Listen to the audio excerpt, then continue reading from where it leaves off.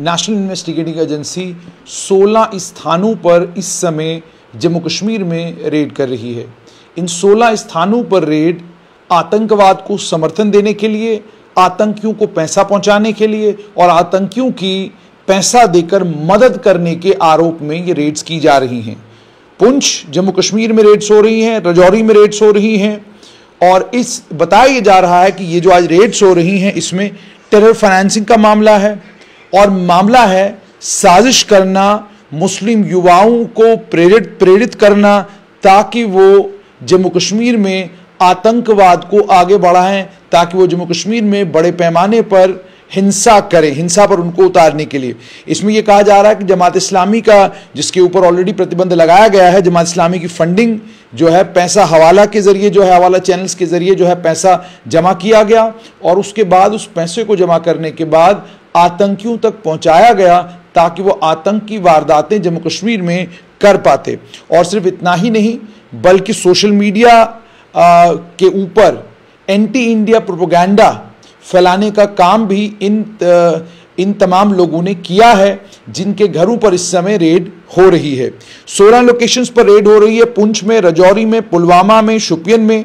जो जानकारी मेरे पास आई है उस जानकारी के मुताबिक कि जमात इस्लामी के ऊपर बैन लगने के बाद भी केंद्रीय गृह मंत्रालय ने जमात इस्लामी के ऊपर प्रतिबंध लगाया, उसके बावजूद रजौरी का अल हुदा एजुकेशनल ट्रस्ट जमात इस्लामी की गतिविधियों को जारी रखने के लिए हवाला के जरिए पैसे जमा कर रहा है। ये आरोप अल हुदा एजुकेशनल ट्रस्ट पर लगाया गया है और जो पैसा जमा होता था उस पैसे को मुस्लिम युवाओं को रेडिकलाइज करने के लिए, अलग अलग धार्मिक समूहों के बीच में झगड़ा करवाने के लिए, फसाद करवाने के लिए उस पैसे का इस्तेमाल किया जाता था।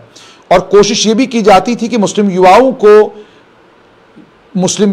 को मोटिवेट किया जाए कि वो हिंसा करें, हिंसा पर उतर आए। जम्मू कश्मीर में रेड्स जो हो रही हैं, मेरी जानकारी के मुताबिक अल हुदा एजुकेशनल ट्रस्ट भेला कॉलोनी रजौरी में रेड्स हो रही हैं। मौलाना अमीर अहमद शमसी CEO हैं इस अल हुदा एजुकेशनल ट्रस्ट के। इनके एक तो दफ्तर पर रेड हो रही है, दूसरा इनके घर पर जो चौधरी नार रजौरी में है वहां पर भी रेड हो रही है। भेला कॉलोनी रजौरी में अल हुदा एजुकेशनल ट्रस्ट है, उस पर रेड हो रही है। उसके अलावा मौलाना रहमतुल्लाह जो तबलीग के साथ जुड़े हुए हैं और काफ़ी असर जिनका जम्मू और कश्मीर दोनों संभागों में है, उनके यहाँ भी रेड हो रही है। और उसके बाद दरहाल में एक आम नागरिक के घर पर रेड हो रही है।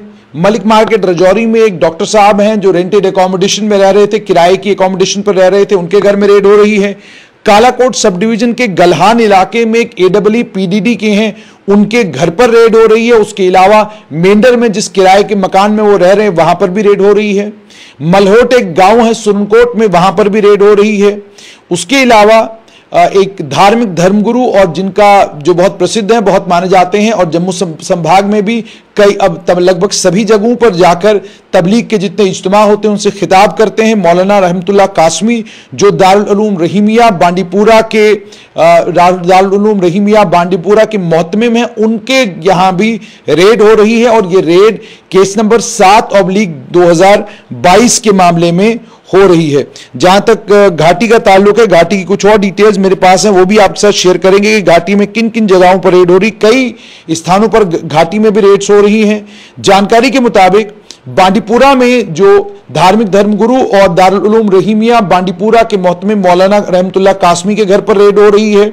उसके अलावा मौलाना रहमतुल्लाह कासमी के अलावा एक NIA की टीम जो है उसने मुफ्ती महराजुद्दीन शाह सनाब गुलाम मोहम्मद शाह जो राजपुरा और इस समय राजपुरा के रहने वाले, उस समय छानापुरा श्रीनगर में रह रहे हैं।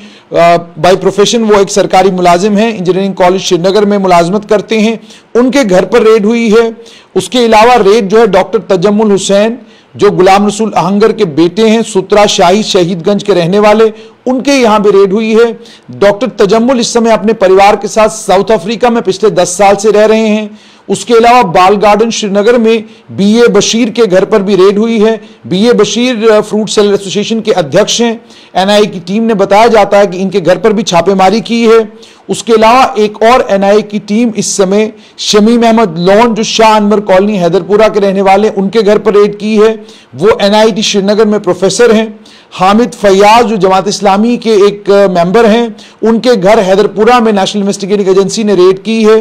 पुलवामा में टीम ने अली मोहम्मद लोन, जिन्हें एडवोकेट जाहिद अली भी कहते हैं, निहामा काकापुरा के रहने वाले हैं और अल-फलाह यतीम ट्रस्ट के साथ जुड़े हुए हैं, उनके घर पर भी रेड हुई है। मुश्ताक अहमद भट्ट एक सरकारी मुलाजिम हैं, ये नसीर अहमद के सुपुत्र हैं, 400 अवंतीपुरा के रहने वाले, उनके घर पर भी एनआईए टीम जो है इस समय छापेमारी कर रही है। शोपियन के जैनपुरा में एनआईए की टीम ने शमीम अहमद लोन, जो गुलाम अहमद लोन के सुपुत्र हैं, उनके घर पर जो है छापेमारी की है और इसके अलावा अन्य कई और जगहों पर रेड्स हो रही हैं। जानकार सूत्रों के मुताबिक, जैसे मैंने आपको कहा, इसमें सिग्निफिकेंट सबसे यह है कि मौलाना अमीर मोहम्मद शमसी और मौलाना रहमतुल्लाह कासमी, इन दोनों के घरों पर एनआईए की टीम्स पहुंची हैं और दोनों के घरों पर रेड्स हो रही हैं। Red FIR number 7/22 Al Huda trust terror funding मामले में हो रही है।